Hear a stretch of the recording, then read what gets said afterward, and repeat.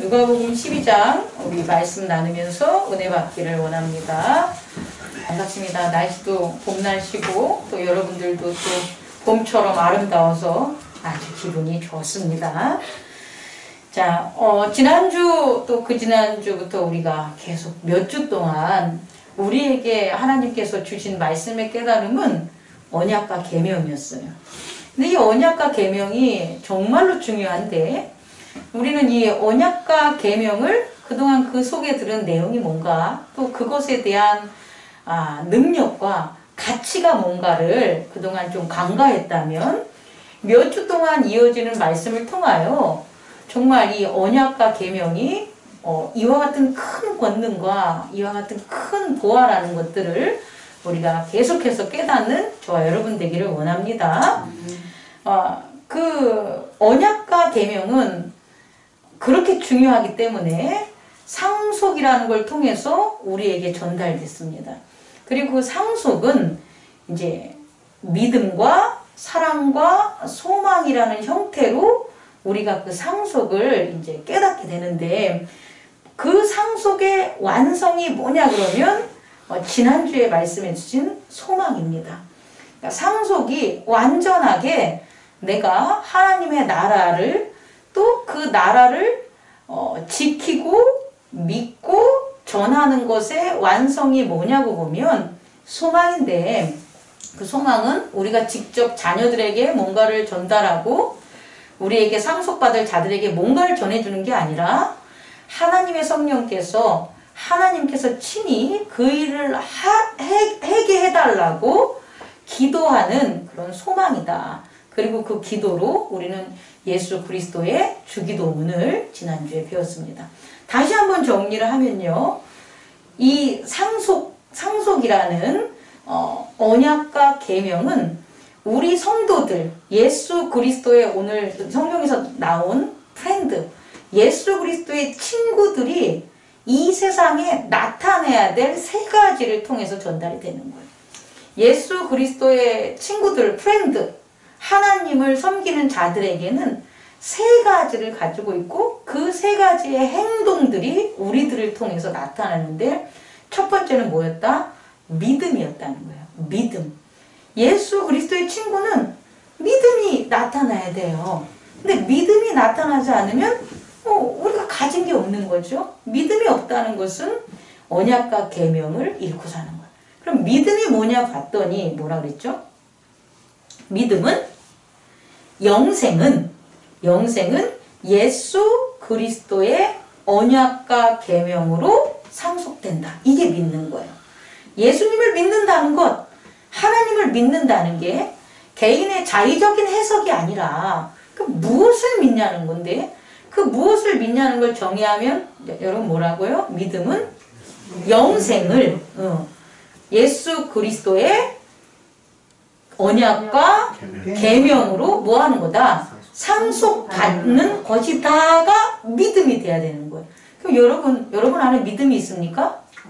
아멘. 이걸 믿어야 됩니다. 영생에 대한 믿음, 영생. 이 땅에서 사는 삶이 아니라 하나님 나라의 영생은 언약과 계명으로 상속된다. 그럼 사랑은 뭡니까? 이게 우리 안에 믿음이 있어요? 그럼 이 믿음이 그대로 받아서 예수 그리스도를 통한 언약과 계명으로 있으면 좋은데 이 세상이 하나님 나라가 아니잖아요. 그래서 이 언약과 계명을 뭐 해야 되는 거예요? 지켜야 되는 거예요. 이 언약과 계명을 지키는 게 사랑이에요. 사랑은 언약과 계명을 지키는 건데 어떻게 언약과 계명을 지키겠냐는 거예요. 금고 속에다가 언약과 계명을 담아놓습니까? 담아놨죠. 담아놨었어요. 어디에서는 구약의 이스라엘인들은 법궤 속에다가 언약과 계명을 담아놨죠. 근데 그게 도둑당했다는 거예요.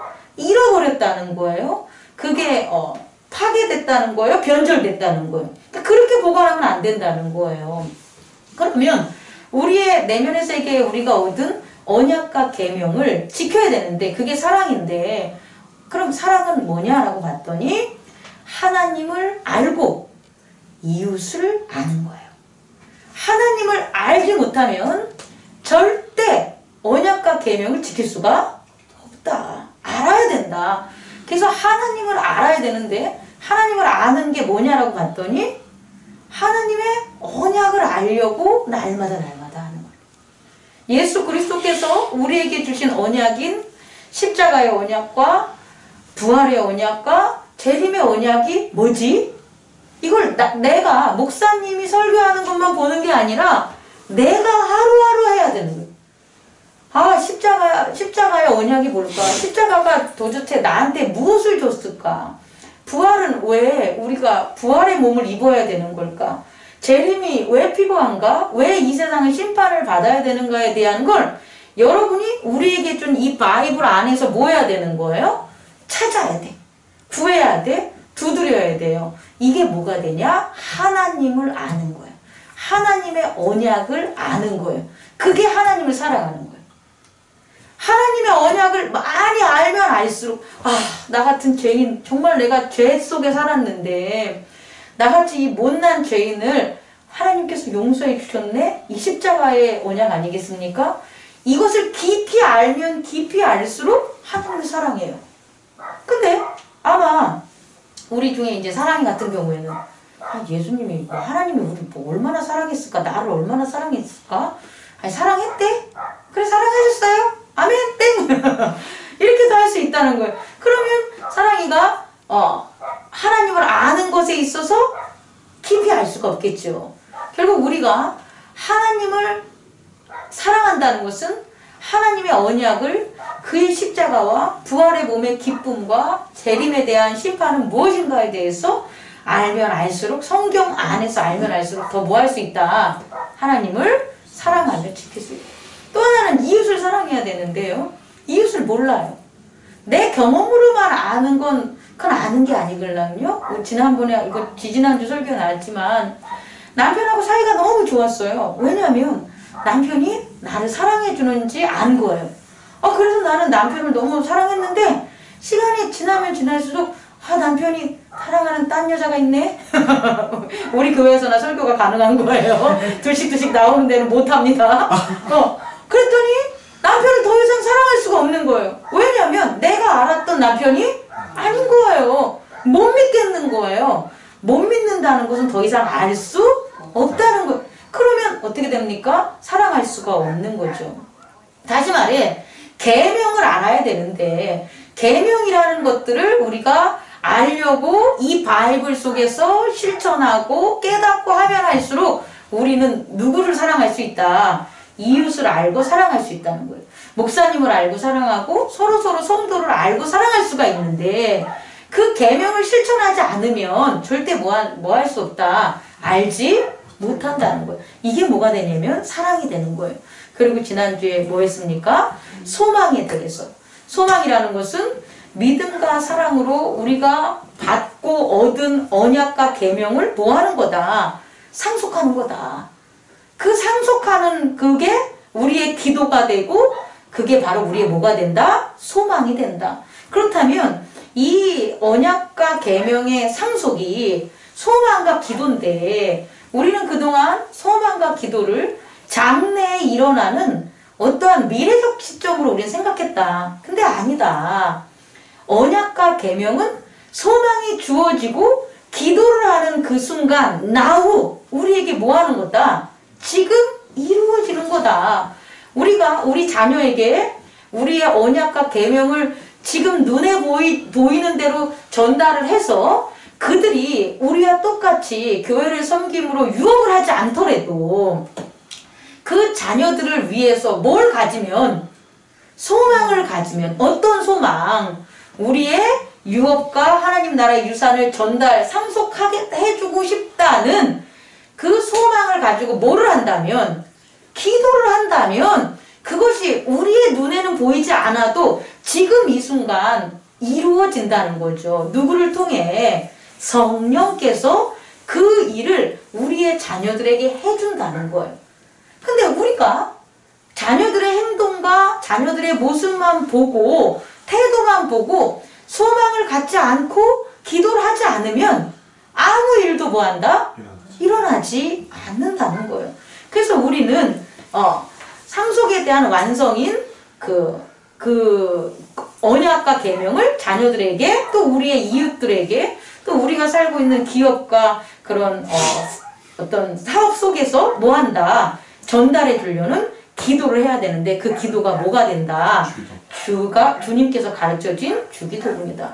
그렇다면 이와 같은 소망을 가진 기도가 내용의 항목들이 이루어지냐 안 이루어지냐가 아니라, 이 소망을 우리가 가지고 그 소망의 기도를 하면 우리들에게 뭐가 비친다? 빛이 비춰진다. 빛이 비춰지기 때문에 밝히 볼 수가 있다라는 거죠. 소망을 가지고 기도를 하면서 내 유업을 우리 자녀들에게 전수해주고 유산을 자녀들에게 전수해주면 그 아이들의 상태를 우리는 볼 수가 있다는 거예요. 왜? 빛이 있으니까. 근데 소망을 가지고 기도를 가지고 우리가 기도를 하지 않으면 깜깜해서 안 보인다는 거예요. 안 보이니까 더 이상 한다 안 한다 안 한다는 거예요. 그래서 지난 시간에 자녀들과 또 이웃들, 우리들의 이 상속 언약과 뭐죠? 계명을 전달해 줄 수 있도록 우린 뭐 하자? 기도를 하자. 그러면 그 가운데 뭐가 비친다? 빛이 비춰서 우리가 볼 수가 있다라는 것을 가르쳐 드렸습니다.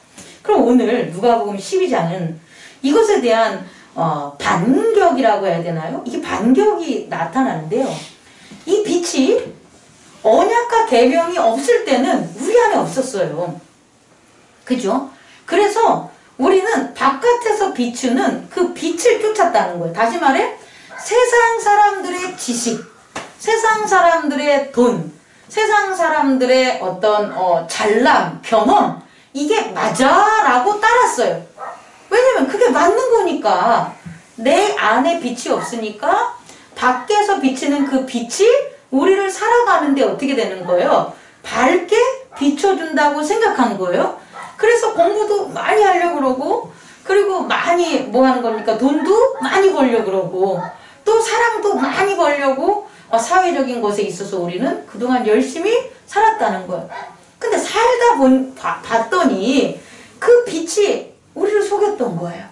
화난된지 알고 그렇게 열심히 돈을 정말 자녀를 위해서 벌었는데 어느 순간 자녀가 엄마를 무시하고 아빠를 무시하는 일들이 벌어지는 거죠. 나는 뭐를 해줬어? 부모가 우리 자녀들한테 해준 게 뭐가 있어라 그러면서 막 대항을 하는 거예요. 나는 정말 우리 가족들의 그 빛을 위해서 열심히 그 기업에 충성하고 살았는데 나이가 40대 후반 50대로 넘어가니까 몸이 아픈 거예요. 병이 온 거예요. 그래서 밖에 있는 그 빛을 보고 살았는데 그 빛이 오히려 우리에게 뭘 준다? 어둠을 준다는 거예요. 이 말이 제가 여러분에게 말씀드린 것은 우리가 언약과 계명이 없을 땐 밖에 빛을 쫓다가 이제 그게 아니라는 것을 알게 되는 거예요.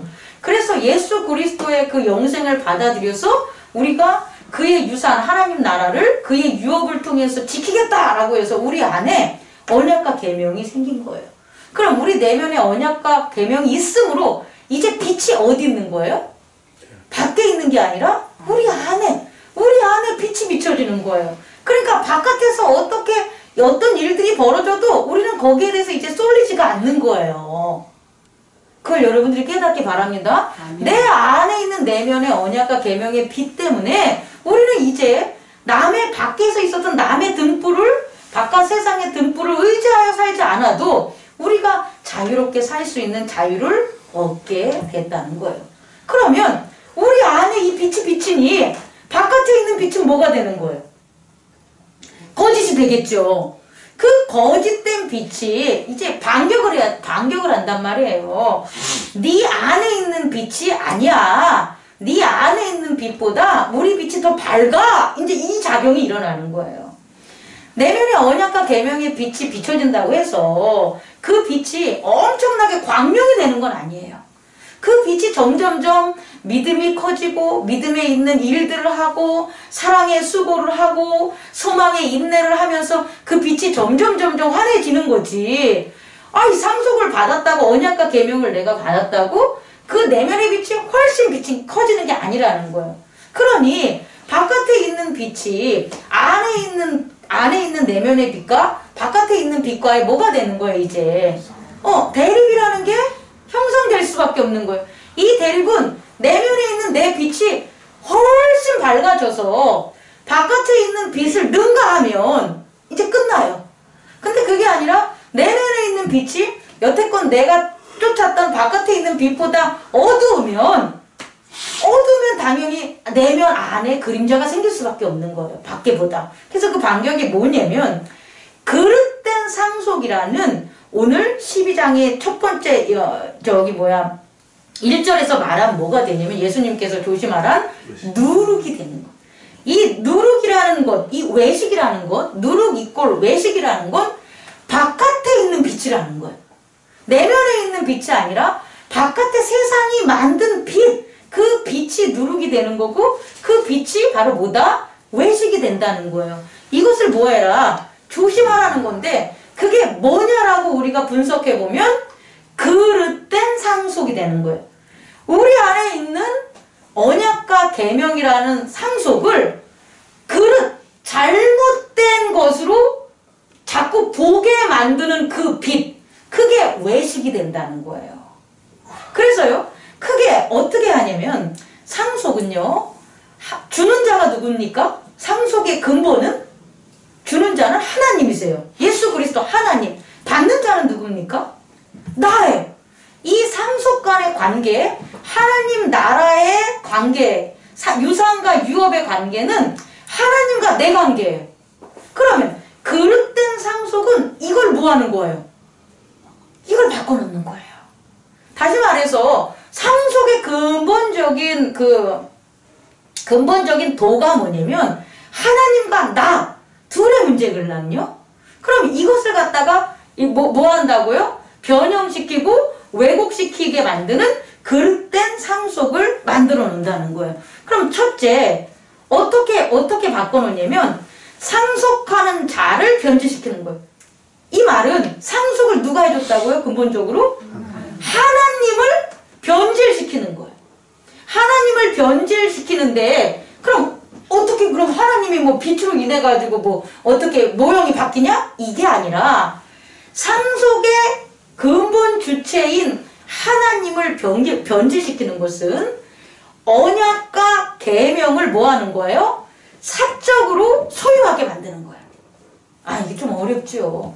우리는 하나님을 잘 알아야 되는데 그래야지 우리가 사랑을 하잖아요. 근데 하나님을 잘못 알게 만드는 게 뭐냐면 하나님께 받은 언약과 계명을 하나님께 아닌 내 것이라는 사적 소유로 만들어버리는 거예요.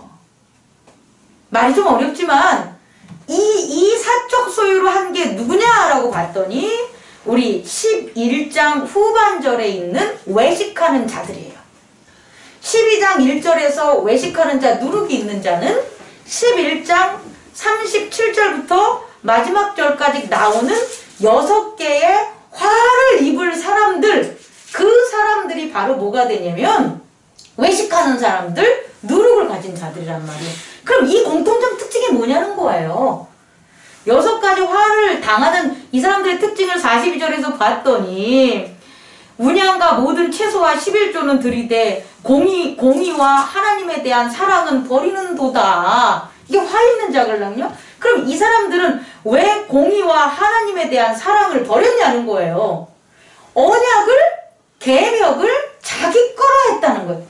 자기 거로 사적으로 소유를 하면 어떤 일이 벌어지냐면 하나님에 대한 정말 사랑에 자기가 받은 게 아니라 자기 거야. 하나님을 내가 소유한 거야. 언약과 계명이 내 거야. 라는 식으로 바뀐다는 거예요. 또 두 번째 화 있는 사람을 봤더니 43절 너희가 회당의 높은 자리와 시장에서 문안받는 것은 기뻐한다. 왜 높은 자리와 시장에서 문안받는 건 기뻐합니까? 자기 하나님이 주신 상속된 언약과 계명이 누구 거라고 생각하니까? 내 거라고 생각하니까. 이해합니까? 내 거라고 생각하니까 내가 높아지고 내가 문안받아야 되는 거예요. 근데 이게 원래 누가 문안받아야 되는 건데? 하나님이 문안받고 하나님이 높아져야 되는데 언약과 계명을 사적 소유화하면 내가 높아지는 거예요. 내가 줄 수 있는 거니까. 또 세 번째는 또 화 있을 게 뭐가 됩니까? 화 있을 진적 너희여 평토장이한 무덤 같아서 그 위에 밟는 사람이 알지 못하는 거예요. 속에는 무덤이니까 다 죽어 있는 거예요. 근데 그걸 갖다 이렇게 평평하게 깔아놓으니까 그 위를 지나가는 사람은 그게 무덤인지 모르는 거예요. 그러니까 그 언약과 계명을 자기가 소유하면 실상은 죽는 거걸랑요. 내 소유가 안 되니까. 그래서 그 사람을 따르는 자들은 영생을 얻을 수가 없어요. 없는데 그럼에도 그 사람들이 그렇게 자기들을 숨기고 영생을 얻지 못하게 만든다는 거죠. 또 뭐 있습니까? 화이트도 율법구사요. 자기는 지기 어려운 짐을 사람에게 지우고 너희는 손 하나 까딱하지 않는다. 이유가 뭡니까? 언약과 계명을 자기의 사적 소유로 외식하는 자가 이런 행동을 한다는 거죠. 만약에 이 교회를 내 소유로 한다면, 저 목사의 소유로 한다면 저는 정말 막 이렇게 부리겠죠. 나는 아무것도 안 하고 시키고. 왜? 내 거잖아. 내 건데 당신들이 와서 쓰니까 당신들이 이것들 봉사해야 될 거 아니야? 사용료 내야 될 거 아니야? 이렇게 한다는 거예요. 그게 언약과 계명에 사적 소유가 있기 때문에 나타나는 것들이다. 그리고 47절 화 있을진적 너희는 선지자들의 무덤을 만드는도다. 다시 말해 계속해서 그건 하나님의 나라는 하나님 거야. 하나님의 유업을 너희들은 해야 되라는 그 바른 성령의 목소리를 듣지 않는다는 거예요. 선지자들을 죽인다는 거예요. 바른 말하는 사람들을 갖다가 옥에 가둔다는 거예요. 그게 바로 뭡니까? 내가 받은 언약은, 내가 받은 계명은 내 거야 라는 사적 소유 때문에 일어난다. 마지막으로 보면 화 있을진적 율법교사요. 너희가 지식의 열쇠를 가져가서 너희도 들어가지 않고 또 들어가고자 하는 자도 막는도다. 언약과 계명을 자기의 사적 소유로 하니 언약과 계명을 바르게 상속하겠어요? 안 하겠어요? 안 하죠. 안 하니까 언약과 계명을 다시금 상속해서 세상에 하나님의 복음과 하나님의 사랑을 전하지 않는 거예요. 그러니까 지혜의 하나님의 열쇠는 지들이 가지고 있으면서 자기들은 그것을 나누는 소망을 가진 상속은 하지 않는다는 거예요. 이게 바로 외식하는 자. 그리고 이 외식하는 자가 뭐냐 봤더니 그릇된 상속을 하는 거죠. 예수님처럼 하나님께 받은 그 모든 것들을 자기의 소유가 아니라 아버지께로부터 왔어. 그리고 나는 이것을 너희들에게 전하는 거야 라고 해서 내 소유가 없어야 되는데 그게 아니라 하나님 나라 것을 놔준 거야.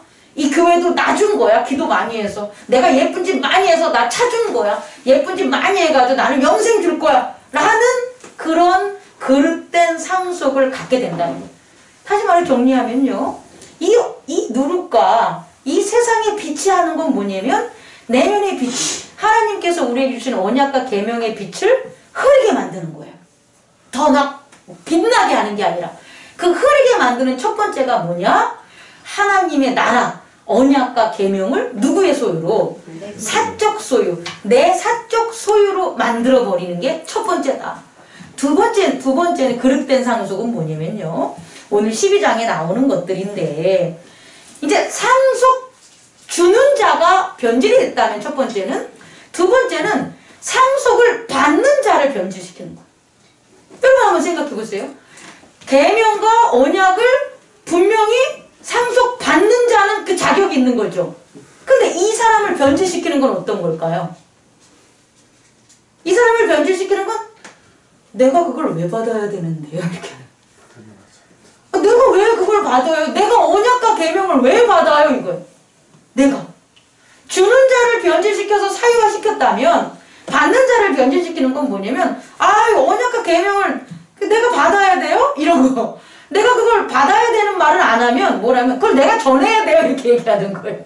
내가 그걸 왜 전해야 되는데요? 걔네 안 받는다 그런다니까요. 내 자녀들. 걔네들은 가망성 없어요. 걔네들이 무슨 교회를 나와요. 뭘 하나님 나라 개뿔 그런 일은 벌어지지 않아요. 이렇게 하는 게 상속받는 자의 변질이라는 거예요. 소망과 기도를 왜 내가 판단하냐고. 하나님께서 예수 그리스도를 통해서 우리에게 소망을 줬기 때문에 우리가 이 자리에 있는 건데, 우리의 노력과 능력으로 이 자리에 있는 게 아닌데, 우리가 전달하고 받을 상속받는 자들을 우리 스스로 평가하고 걔네들은 안 받아도 돼 라고 생각을 하고, 그 안 받아도 된다고 하는 게 내 안에 없다는 거예요. 난 줄 수 없다는 거예요. 상속받는 자를 변질시키는 거예요. 그럼 이 상속받는 자가 변질시키는 게 세 가지로 나타나는데, 첫 번째는 뭐냐? 두려움이에요. 두려움. 뭐냐면 이 두려움은 있잖아요. 내 언약과 계명을 누구에게 상속할 때 일어나는 여러 가지 일들이 있겠죠. 오늘 이스라엘인들 같은 경우에는 예수 그리스도의 언약과 계명을 전달해 줄 때 우리를 잡아가면 어떡해요? 옥에 가두면 어떡해요? 하는 그 두려움이 있잖아요. 그 역사적인 두려움, 시대적인 두려움이겠죠. 이 두려움을 가지고 전달 안 하는 거예요. 또 오늘날 우리 같은 경우는 욕먹을까봐 자녀한테 욕먹을까봐, 혹은 뭐 친구나 다른 사람들이 우리를 갖다 이상하게 또라이로 여길까봐, 결국 그게 두려움 아니겠습니까? 뭔가의 행동을 하는데, 내가 그런 행동을 할 때, 언약과 계명을 전달할 때 어떤 외부적인 어떤 물리적인 어떠한 그 반응이 나한테 오는데 그게 나를 해칠 것 같아 라고 느끼는 게 두려움이에요. 이게 첫 번째라는 거예요. 우리가 언약과 계명 받으면서 두려워해서 받았냐는 거예요. 기뻐하면서 받았잖아요. 회개하면서 받았잖아요. 소망하면서 받았잖아요. 근데 왜 그것을 전달함에 있어서는 두려워하냐는 거예요. 그걸 우리의 뜻과 우리의 능력으로 하는 게 아닌데, 그래서 예수님께서 뭐라 그러냐? 너희가 두려워하지 말라. 감추어진 것이 드러나지 않는 것이 없고 숨긴 것이 알려지지 않는 것이 없다라는 것은 복음이에요. 하나님 나라를 얘기하는 거예요. 언약과 계명을 얘기하는 거예요. 언약과 계명은 너희가 어두운 데에서 말한 모든 것이 광명한 데서 들린다라는 건 뭐냐면, 너희들이 조금만 그 얘기를 해도 그것들이 밝은 데서 나타날 수 있다라는 거예요. 역사적으로 증명을 하면 초기 예수님의 제자들이 어두운 데서 서로 호롱불 켜놓고 그리고 이렇게 전달했을 거 아닙니까? 초기 일제시대 때 복음이 들어왔을 때 우리의 믿음의 선조들이 골방에서 산속에서 굴속에서 이렇게 했지 않았습니까? 근데 지금은 어떠냐는 거예요. 지금은 광명한 데서 그 복음들을 뭐 할 수 있다? 전달될 수 있다라는 거죠. 우리가 맨 처음에 계명과 언약 그 믿음 안에 나왔을 때 우리가 삐쭉삐쭉해고 뒤로 했지만, 지금 그 빛이 커지면 커질수록 어떻게 되는 거예요? 이제는 저는 목사가 됐고 장로님이 돼서 대낮에 빨간 데 맞아도 얘기할 수 있죠. 그렇지 않겠습니까? 회개하십시오. 천국이 가까이 왔습니다. 사랑하는 나의 친구요, 이웃이요. 광명한 데서 전할 수 있는 때가 온 거 아니겠습니까? 우리들이 그렇다는 거예요. 너희가 골방에서 귀를 대고 말한 것이 지붕 위에서 전파된다는 것은 언약과 계명이 그렇게 되니까 너희들이 뭐 하지 말라? 두려워하지 말라. 그리고 6절을 보면 참새 5마리가 두 아사리온에 팔리는 것도 하나님께서 아시는데, 하나님 앞에서 그 하나도 잊어버리신 바 되지 않는데, 심지어 너희들의 머리털까지 다 세는데 너희들을 하나님이 보호해주지 않겠냐는 거예요. 이 보호는요, 언약과 계명 안에서만 보호가 되는 거예요. 언약과 계명을 안 하면서, 언약 안을 전달 안 하고 계명에 대한 실천으로 상속을 안 하면서 나를 보호해 주셔, 이건 잘못된 거죠. 하나님의 우리들의 머리털까지 다 세시는 그 보호는 우리가 그의 언약과 계명의 상속자로 있을 때 얘기지, 상속자에 대해서 그걸 갖다가 싫다고 뛰쳐나가면 그건 어둠 속에 가기 때문에 보호를 받지 못해요. 저는 그렇게 생각합니다. 그리고 두 번째는 뭐가 되냐면요, 그 상속받는 자를 변질시키는 것은요, 이렇게 하나님의 나라의 그 유업을 전달해야 되는 거잖아요. 우리는 상속을, 언약과 계명을. 근데 뭐를 하려고 그러냐면 세상의 것, 13절부터 나오는 어리석은 부자에 대한 거 있잖아요. 탐심을 가지고요, 이 세상 것을 갖다가 뭐 하는 거예요? 쌓아놓으려고 하고 그 세상 것을 전달하려고 하는 거예요.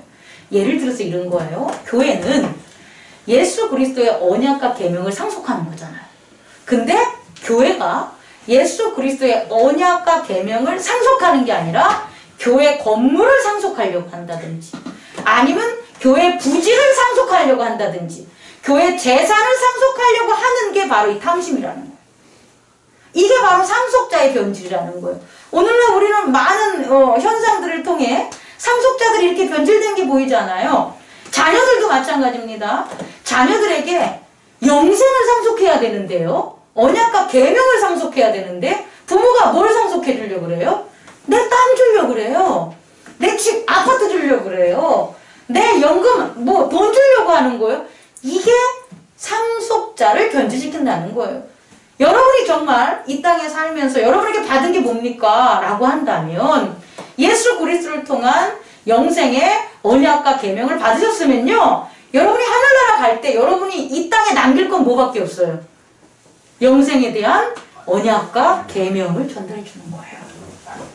그 언약과 계명이 아닌 세상의 것들을 자꾸 상속하려고 하는 게 상속받는 자를 뭐 하는 거다? 변질시키는 거예요. 세 번째는요, 염려하게 만드는 거예요. 염려하게. 이 염려하게 만드는 게 어디 있냐면 22절부터 나와 있어요. 또 제자들에게 이르시되 그러므로 내가 너희에게 이르노니 너희 목숨을 위하여 무엇을 먹을까? 몸을 위하여 무엇을 입을까? 염려하지 말라. 이렇게 염려함으로, 염려만 하면 괜찮은데 염려가 가져오는 게 뭐냐면 의심이에요. 염려를 하게 되면요, 하나님을 의심하게 되는 거예요. 이게 잘 될까? 이게 우리가 흔히 하는 거예요. 내가 이렇게 얘기를 해도 자녀가 이것을 갖다가 받아들일까? 내가 우리 직장에 있는 누구에게 이렇게 얘기를 해도, 언약과 계명을 해도 이게 받아들일까? 이 염려. 그럼 이것은 반대로 뭐다? 하나님을 의심하게 하는 거다. 근데 이게 잘못된 게 뭐냐면 언약과 계명을 전달해주고 상속하는 게 아니기 때문에 염려하는 거예요. 그리고 잠깐만요. 잘못 전했습니다. 언약과 계명을 내가 하려고 그래서 염려하는 거예요. 언약과 계명은 11장에도 나오지만 누가 하신다? 성령이 하신다. 기도할 때 누가 우리에게 우리 성령을 주신다라는 기도가 나와 있잖아요. 구하라 그리하면 구할 것이야, 찾으라 그러면 찾아, 문을 두드리면 열릴 것이야. 그럼 하나님께서 뭘 주신다? 성령을 보내주신다는 거죠.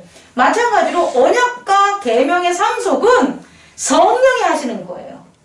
성령께서 이것을, 오늘 성경 12장에 말하면 성령이 마땅히 너희에게 무엇을 말할지 알려주리라. 성령이 하시는 건데 내가 하려고 하니까 염려가 되는 거예요. 나는 못하니까, 나는 부족하니까, 나는 내 자녀한테 이러이러한 모습으로 비춰주면 어떨까? 나는 이런 사람들한테, 내가 이러이러한 사람한테 비춰주면 어떨까? 내가 하려고 하니까 뭐가 생기는 거다? 염려가 생긴다는 거예요. 이게 바로 뭐냐? 그릇된 상속을 갖게 하는 두 가지 원천적인 거다. 하나는 하나님을 상속하는 자는 변질시키는 외식과 누룩이 있고, 상속받는 자를 변질시키는 것은 뭐다? 첫째, 두려움. 둘째, 세상의 것을 쌓으려고 하고, 셋째가 뭐다? 염려. 이 세 가지를 통해서 상속하지 못하게 만드는 거예요. 역으로 말하면 내가 잘 상속받지 못하게 하는 그릇된 상속이다. 그렇다면 이것을 해결하려면 어떻게 해야 되겠습니까, 여러분? 이것을 해결하려면 35절 뭐하라?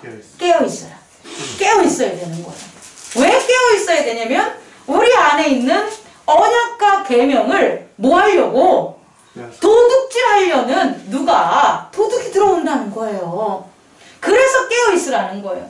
만약에 도둑이 들어오지 않으면 우리는 언약과 계명을 잃을 필요도 없죠. 또 그릇되게 될 수도 없겠죠. 그럼 얼마나 좋겠습니까? 한 번 믿어서 영원히 구원으로 가면 얼마나 좋겠습니까? 근데 한 번 믿어도 수천 수백 번의 유혹과 또 도전들이 우리의 삶에 있다라는 거예요. 그게 뭐냐? 도둑이라는 거예요. 그런데 여러분, 참 재밌는 게 뭐냐면요, 강도는 진짜 들어오면 죽어요. 근데 도둑은요, 도둑은 좀 강도랑 틀려요. 도둑은 뭐냐면요, 도둑을 막는 길은 무조건 뭐 하는 길밖에 없어요? 깨어있는 것밖에 없어요. 도둑은 웃겨요. 도둑은 있잖아요, 어린 아이가 있어도 불이 켜져 있으면 안 들어오는 거예요. 강도는 오면 문 깨부시고 온다니까. 그런데 도둑은 있잖아요. 불만 켜져 있으면 그곳이 초가 3간이라도 안 들어와요. 근데 도둑은요, 불이 꺼져 있으면 사람이 자면 있잖아요.